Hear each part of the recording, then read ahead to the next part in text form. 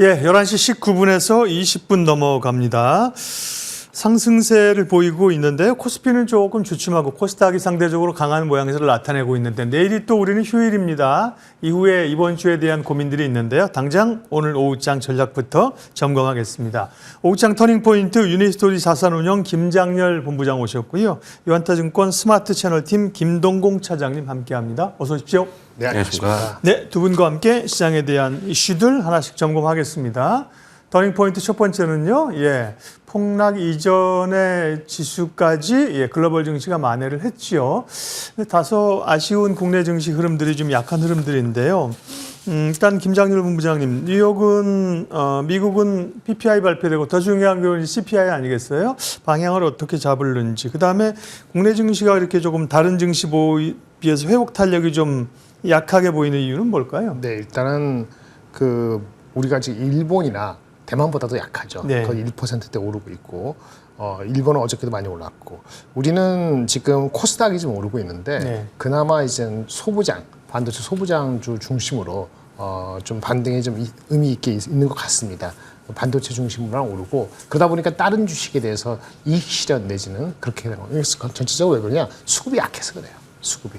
국내 기관이나 국내 개인들이 약하다. 외국인이 많이 안 사면은 반등폭은 계속적으로 내지는 당분간 지속적으로 낮다고 보는 거고요.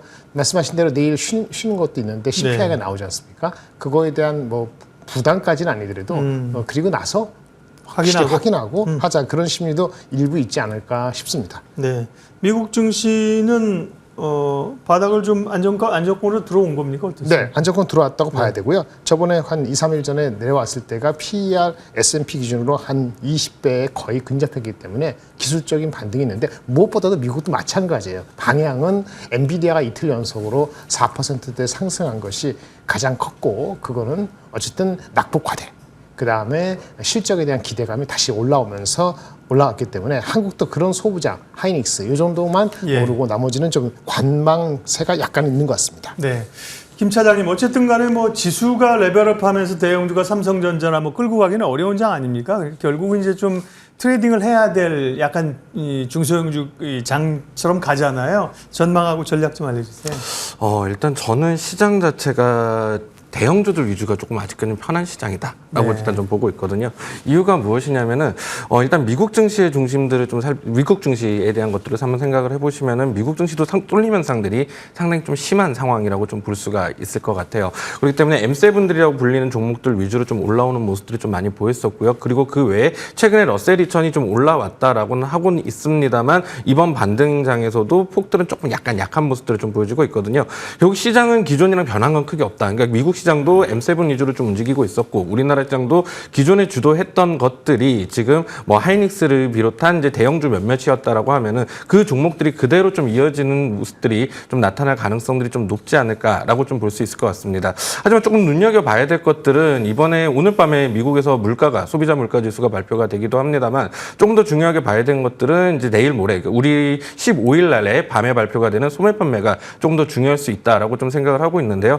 이번 증시의 요인 중 하나로 이제 주목받고 있는 것이 경기 침체 우려거든요. 그러면 이 경기 침체 우려라는 것들을 불식을 시켜줘야 되는데 이번에 만약에 소매 판매, 그러니까 미국의 리테일에서 판매되고 있는 소매 판매가 만약 적게 나온다. 그렇다면 다시 한번 경기 침체 우려가 불거질 수가 있습니다. 때문에 이 경기 침체 우려를 좀 희석시킬 수 있는 소매 판매를 좀 확인을 한 다음에 좀 비중 확대 전략을 가져간다던가 하는 것들이 좀 필요하지 않을까라고 생각을 하고 있습니다. 네, 확인 후 대응은 맞는데 중소형주보다는 중대형주가 더 유리하다. 네. 그런 전략을 주셨습니다. 시장 전략부터 세웠고요. 다음 섹터 이야기 하겠습니다. 오후장 터닝포인트 두 번째는요. 바닥 잡고 상승하는 2차 전지. 네. 바닥을 잡고 좀 올라가려는 그 시도들은 하고 있는 거는 인지가 되는데 주도주? 새로운 주도주로서의 가능성? 네. 김장렬 본부장님 정말? 해리스 당선이 가능성이 점점 높아지면은 그런 투자 심리의 안정 내지는 기대감이 당분간 이어질 수는 있다고 보여지고요. 근데 가장 큰 거는 이제 판매량이죠. 전기차 판매량 자체가 오늘도 보면은 또 몇 군데 업체가 전기차 관련해서 미뤄지고 이런 얘기도 나오고요. 생산량인 했는데 판매량이 돼야 되잖아요. 그래서 판매량이 좋다는 얘기가 나오거나 3분기 실적이 확실히 바닥이다라는 게 확인돼야지 의미가 없다는 게 아니고 좀 강하게 갈 것 같습니다. 그래서 그런 측면에서 본다면은 시기적으로 향후 한 달 동안은 이제 트레이딩 개념으로 접근하시는 게 맞다고 보여집니다. 네. 김동국 차장님은 2차 전지에 대한 시각이 어떠신지 모르겠습니다. 최근에 사실 전기차 화재 이후에 어떻게 보면 K배터리의 위상은 더 강화되는 그런 계기가 되기도 했었는데요. 근데 2차 전지가 이제 바닥도 좀 잡고 다만 올라오는 게 보면 대형주나 이런 것보다는 약간 뭐 엔캠이나 대주전자, 어제 용사들이 다시죠. 그죠? 소재주 이런 쪽에서 좀 센 모양새를 나타내잖아요. 전략은요. 네, 일단 2차 전지주들이 최근에 조금 올라오곤 있습니다. 말씀해 주셨던 대로 전기차 화재가 났었고 그것들이 중국산이었고 그렇기 때문에 이제 우리나라 업체들의 배터리를 쓰는 것들은 좀 상대적으로 안전할 것이다라는 이야기들이 나타나면서 좀 올라오고 있는 것으로 보이고 있는데 저는 무엇보다 좀 주목을 해봐야 되는 것들은 그래서 결국 2차 전지에 대한 판매량들이 계속해서 늘어나고 있느냐를 좀 주목을 해봐야 될 것 같습니다. 우리나라에서는 매달 1일 날에 이제 수출입 동향이라고 해서 우리나라가 수출을 어떤 것들을 했는지를 알려주는 지표가 있습니다. 그것들이 결국 수출이 늘어난다는 얘기는 결국 실적이 좋아질 것이다라고 좀 볼 수가 있게 되겠죠. 지금 2차 전지에 관련돼 있는 수출량들을 좀 살펴보면은요 계속된 하락세가 지금 나타나고 있습니다. 그 얘긴즉슨 이미 전기차 화재 이전부터 전기차 캐즘에 대한 이야기들은 계속해서 있어 왔다라고 좀 볼 수 있을 것 같아요. 결국 최근에 자동차주들에 대한 판매량들을 살펴보면은 지금 현재 전기차보다는 하이브리드 차량들이 좀 많이 판매가 되는 현상들이 있고요. 전기차로 지금 전환이 일시적인 속도에 제동이 걸리고 있는 상태가 되고 있거든요. 그렇다면 2차 전지에서 가장 큰 비중을 차지하고 있는 섹터라고 봐도 무방한 전기차 쪽의 판매량들이 줄어든다. 그럼 2차 전지에 대한 흐름들은 장기 성장성들은 지금 현재는 조금 아주 장기로 보면 괜찮겠지만 그러니까 중장기적인 성장성들은 일단 조금 꺾이고 있는 게 아닌가라고 좀 볼 수 있을 것 같고요. 최근에 올라오고 있는 배터리주들에 관해서도 좀 한번 생각을 해본다라고 하면은 전고체 관련주들이 조금 많이 올라오고 있습니다. 결국 답은 전고체다. 이번에 폭발 사고가 있었고 그러다 보니까 결국 답은 전고체다라는 인식들이 하면서 전고체주들이 올라오고 있는데 사실 지금 현재 양산에 대한 것들을 전망치를 좀 보면 2027년이 가장 빠른 상태로 지금 가고 있는 상태거든요. 그렇다면 이것들을 지금 현재 전고체 배터리주들이 올라온다라는 것들을 중장기적 시각으로 가능하겠느냐? 저는 일단은 이런 이슈에 의한 단기 트레이딩 전략으로 보는 것들이 맞지 않을까라고 생각을 하고 있습니다. 네. 좋은 아이디어시네요. 이제 화재나 이런 게 우려가 나면 화재 발생을 최소화할 수 있는 새로운 소재에 관한 이런 것들도 2차 전지 얘기했고요. 다음은요. 네. 터닝 포인트 세 번째는요. 황제주 등급을 앞두고 삼성바이오가 좀 조정을 받고 있고요. 바이오가 사실 굉장히 견조하게 약세장에서 왔는데 장이 좀 회복되다 보니까 살짝 좀 또 조정을 받는 양상인데요. 조정은 기회인가 아니면 이제 또 시장의 주도권을 다른 쪽으로 내주는 것인가? 김동공 차장님 시각 어떠십니까? 네, 일단 지금 금리 인하가 화두로 나오고 있죠. 그러다 보니까 이제 제약주들이 조금 영향을 받는 상황들이 좀 되는데요. 제약주 같은 경우는 좀 R&D를 좀 많이 하게 됩니다. 그러다 보는데 그 R&D를 전부 다 자기 자본으로 하면 좋겠지만 이제 돈을 빌려서 하게 됩니다. 그러다 보니까 금리가 떨어지게 되면 조달 비용들 자체가 좀 떨어질 것이고 그렇기 때문에 이제 제약주들 입장에서는 좀 좋아질 거다라는 스탠스들이 나타나면서 이제 좀 최근에 제약주들이 좀 올라오는 모습들을 좀 보이고 있는데요.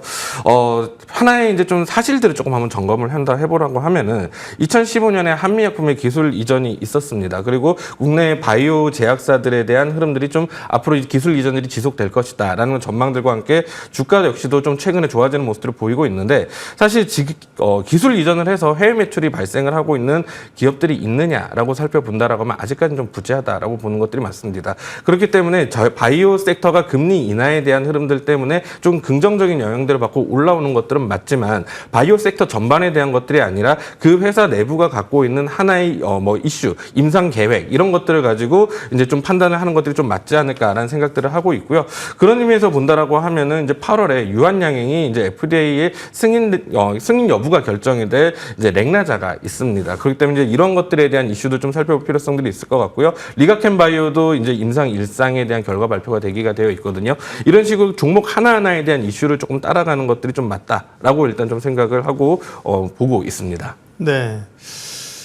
그러니까 이제 바이오텍이나 신약 쪽 이런 쪽을 더 이제 좋게 보시는 건가요? 그러니까 정확히 얘기하면은 예. 바이오 섹터에 대한 대응들은 개별 종목인 거지 섹터에 대한 대응을 하는 건 아니다라고 생각을 하고 있습니다. 그렇죠. 사실 바이오 섹터들 자체가 우르르 몰려다니는 경향들이 좀 있기는 합니다만 그 안에서 빈 껍데기인 경우들이 상당히 좀 많다라고 좀 볼 수 있거든요. 네. 그렇기 때문에 종목별로 대응들을 좀 하는 게 맞고요. 바이오 섹터 좋다고 해서 그냥 우르르 이제 몰려 들어가는 그런 투자들은 지금 상황에서 상당히 좀 위험하다라고 좀 보고 있습니다. 네. 그러니까 종목별 대응이고요. 어제 기사 보니까 이제 미국에서 뭐 암 정복 위해서 투자한다. 그 전에도 뭐 문샷 프로젝트라고 있었는데 그런 것 때문에 보면 의료 AI가 아침에 강세인데 상승폭을 상당히 반납하긴 했습니다만 의료 AI 쪽은 혹시 좀 아이디어 있으세요? 네.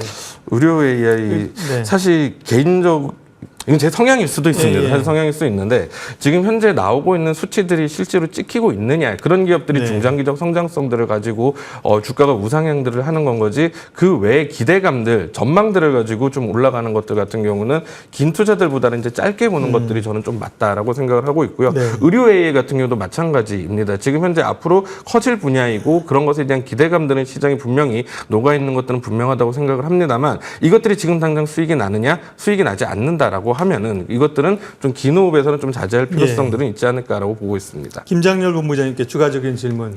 바이오는 조정입니까? 예. 접근 괜찮습니까? 반도체가 올라가니까 쉬는 거죠. 예.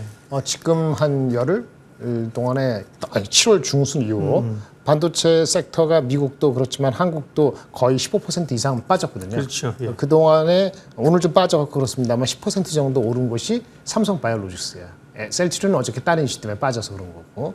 그래서 이것이 추세가 바뀌었냐? 그렇게 보기는 어렵고 키 맞추기가 있을 수 있다고 보여지고요. 아마 오늘 CPI 넘버까지 좋게 나오면 하루 이틀 정도는 더 반도체가 셀 가능성이 높고 반도체를 언더웨이트한 사람들이 또 빠르게 채워야 되니까 그동안 올랐던 삼바를 포함해서 이런 것들에 대한 것은 이런 교체 매매까지는 모르지만 비중 맞추기 이렇게 보시면 되고요. 아까 그 뭐 코스피 코스닥 얘기 잠깐 했는데도 네. 코스닥이 오르고 코스피가 덜 올랐는 것 같습니다만은 7월 17일 기준으로 하면 7월 16일 기준으로 하면 똑같습니다. 7% 빠졌어요 지금 현재. 그러니까 키 맞추기예요. 그러니까 특별히 의미를 부여하실 거 없어요. 이게 많이 빠진 거에 대한 오늘 다 오르는 거다. 보시면은 뭐 저기 한미반도체, PSK 네. 홀딩스가 더 많이 오는지 삼성하이닉스나 다른 게 안 오르잖아요. 어쨌든 이럴 때는 이제 낙폭과대가 먼저 가능하는 거니까. 그러니까 반도체 전체적으로 오르다 네. 보니까 뭘 하겠어요? 제약바이오 오른 거를 조금 이 실현하는 예. 건데 뭐 리가케미건 무슨 다른 거 바이오 주식이나 이런 것들이 무슨 문제가 생기냐 알테오자 하루 사이에 0.1% 1% 빠지는 거 관계 없죠. 못 사신 분들은 비중의 문제지 그 시가총액의 비중이 이게 7, 8%인데 그거를 20% 이상 실렸던 것이 네. 문제가 되는 거니까 그런 조정 차원이라고 이해하시는 게 좋을 것 같습니다. 네. 바이오가 그래도 뭐 최근 좀 조정을 주지만 사실 시장에 상당히 안정감을 주는 섹터가 바이오이기 때문에 바이오에 대한 관심은 시장에 계속 있을 거예요. 예. 다음이요. 터닝 포인트. 다음은 엔비디아가 이틀간 급등했죠. 근데 그에 비하면 사실 그렇게 보면 우리 SK 하이닉스나 이런 쪽이 좀 시원하게 올라줘야 되는데 물론 말씀하신 뭐 한미 반도체나 이런 쪽에서 좀 단기 낙폭을 채우긴 합니다만 시원하게 오르지는 않는 것 같아요. 또 미국의 반도체주 흐름, 국내 반도체들 전망들, 김장일 본부장님. 네, 우리가 상대적으로 못 가는 이유는요. 네. 다 취약한 게 있기 때문입니다. 엔비디아는 도미넌트하죠. 그렇죠? 엔비디아가 PR이 이제 31배입니다. 그러면 한국의 그 중소 종목 중에서 30배 이상 넘어가는 거는 저스티파이가 잘 안 되겠죠. 그렇게 보시면 되고요. 삼성전자는 엔비디아 아직 콜 안 받았죠. 오늘 나왔습니다만 콜이 이제 받아도 올해 매출에는 영향을 덜 미칩니다. 그러니까 올라가는데 한도가 있는 거고요. 하이닉스는 가장 낙폭이 컸으니까 올라가지만 보세요. 미국도 엔비디아나 그 애플이나 이런 주식은 그 고점 대비 7%밖에 안 빠졌는데 마이크론은 20% 빠졌습니다. 하이닉스도 정확히 20% 빠졌습니다. 한국의 하이닉스는 마이크론은 똑같이 가는 거지 엔비디아 정도는 아니거든요. 그러니까 너무 억울해하지 마시고 TSMC도 7%밖에 TSMC는 최근 일주일 사이 10% 올랐어요. 모든 커스터머가 다 오잖아요. 그렇죠? 모든 커스터머가 다 오니까 걔네들은 덜 빠지는 거죠. 그리고 뭐 보면은 지금 한미반도체 그다음에 PSK 홀딩스는 각각 약점이 있습니다. PSK 홀딩스는 하이닉스에 별로 안 들어가고 한미반도체는 삼성전자에 안 들어가죠. 이런 취약점이 있기 때문에 주가가 못 가는 거라고 기본적으로 보시면 되고요. 그럼에도 불구하고 엔비디아라든지 애플이라든지 그 AMD가 안정을 찾으면 후행적으로 미국 주식의 20% 이렇게는 안 될 것이고 똑같이는 못 가더라도 한 5, 60%에서 70% 사이는 갈 수 있다. 후행적으로. 이 정도로 해서 참을성 있게 기다리실 필요가 있다라고 말씀을 드리겠습니다. 네. 엔비디아는 그러면 바닥을 잡은 것일까? 잡았죠? 네? 잡았습니다. 엔비디아는? 잡았습니다. 네. 이제 100달러 이하로 내려오는 일은 없을 것 같습니다. 그러니까 그게 중요한 흐름들이잖아요. 그죠? 엔비디아 중심을. 엔비디아도 실적이 이달 28일 날 있기 때문에요. 네, 중요합니다. 다음 넘어갈게요. 예. 뒤로 가면 시간이 부족합니다. 네. 다음은 오장 공략해 볼 만한 종목들인데요. 김장률 본부장님은 방산주 가운데 현대 로템을 지난번에 얘기를 하셔가지고 뭐 좋고요. 현대로템 몇 분이 말씀하셨는데 방산주 중에 요즘 뭐 탑으로 잘 가고 있고요. 예, 오늘 관심 좀 뭘까요? 오늘은 코스메카 코리아를 가져왔습니다. 화장품 가운데. 예. 네. 엊그저께 실적이 나왔고요. 실적에 대한 그 코멘트들이 증권사가 제가 보기에는 충분히 이해할 정도의 리포트 썼습니다. 완벽이라는 단어가 3군데 나옵니다. 그리고 목표 주가도 많이 올렸습니다. 그럼에도 불구하고 어저께 엄청 가다가 다 토해냈죠. 오늘도 뭐 아주 세지는 않습니다. 2, 3% 오르는 것 같은데요. 화장품 전체적인 센티먼트 때문에 내려간 것 같은데 코스메카 코리아는 이렇습니다. 이 ODM 업체인데 캐파가 경쟁력이에요. 가동률이 30%밖에 안 됩니다. 그런데 고객들이 더 다양화되고 있기 때문에 그리고 일부 한국 말고 미국 쪽에서 약간 아쉬운 점이 있었는데 그건 일시적인 겁니다. 뭐 포장 외주업체 교체는 일시적인 비용이기 때문에 3분기도 회복되기 때문에 실적은 아마 제가 봤을 때는 애널리스트이 추정하는 실적보다는 업사이드가 더 있다라고 보여서 여러 업체 뭐 ODM이기 때문에 실리콘투라든지 그런 업체보다는 PER이 높지는 않습니다만 지금 15배 내년에 10배 초반이면은 충분히 업사이드를 보고 지금도 충분히 접근할 수 있는 종목 중에 몇 개 안 되는 화장품 중에 하나 아니냐 싶어서 리포트 보시면은 업사이드가 실적적으로 더 있다. 저는 그렇게 말씀을 드리겠습니다. 네, 화장품 가운데 코스메카 코리아 관심주로 주셨고요. 김동공 차장님 주목해 보시는 기업 알려주세요. 네, HD 현대조선해양, 한국조선해양을 좀 준비를 했는데요. 조선주도 잘 가다가 조금 쉬네요, 최근에. 네, 잠시 좀 쉬고는 네. 있는 상태인데요. 주목을 하고 있는 부분들은 이제 조선사들이 한동안 주가가 엄청나게 안 좋았던 시절들이 있었습니다. 그 시절들이 무엇이냐면 적자 수주를 받아냈던 물량들 때문이었거든요. 조선사들이 이제 수주를 못 받았던 적들은 없습니다. 다만 이 수주가 적자 수주였던 것들이 문제였는데 이 적자 수주의 원인들로 지목을 받았던 것들이 무엇이냐면 후판 가격이었었습니다. 배를 만들 때 들어가는 두꺼운 철판 이라고 보시면 될 것 같은데 이 철판이 배에 따라서 조금 다르긴 합니다만 평균적으로 15%가 들어가고요. 많이 들어가는 배는 한 30% 정도 들어가게 됩니다. 이 수판 가격들이 급격하게 올라오는 상태들이 되다 보니까 이 결국은 건조하는 신조선가는 이제 조선가는 그대로 픽스가 되어 있고 후판 가격이 계속 올라오니까 이게 적자가 됐던 상태였었던 거거든요.